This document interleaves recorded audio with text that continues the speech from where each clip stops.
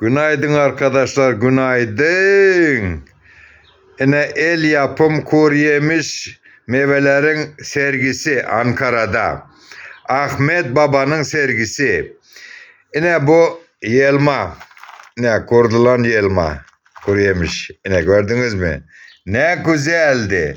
Buna bakın, ne güzeldi. Böyle kurulan elmanı siz dükkandan alabilmezsiniz hiç vakit. Buraya bakın, ne güzeldi yine. Bu domates. Yine buna bakın. Yine bu kurulan domates. Ne güzeldi. Bu armut. Bu armut. Yine buna bakın. Ne güzeldi. Bak. Buna bak. Bu kayısı.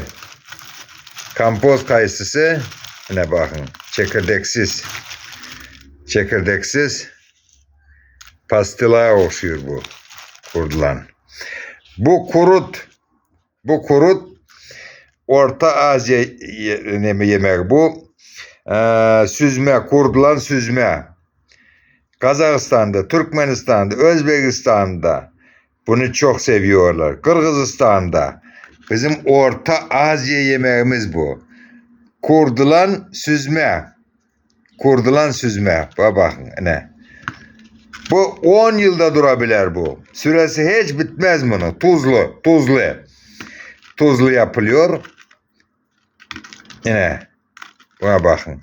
Yine bu sergi Ahmet Baba'nın el yapım işlerinin sergisi arkadaşlar. Siz de bunu yapabiliyorsunuz. Balkonlar var.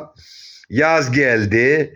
Yazda kimin kafası kaynamasa kışta onun kazanı kaynamaz. Bizim ata baba sözlerimiz var. Bizim ata baba sözlerimiz, o ata baba sözlerini başınızdan çıkarma.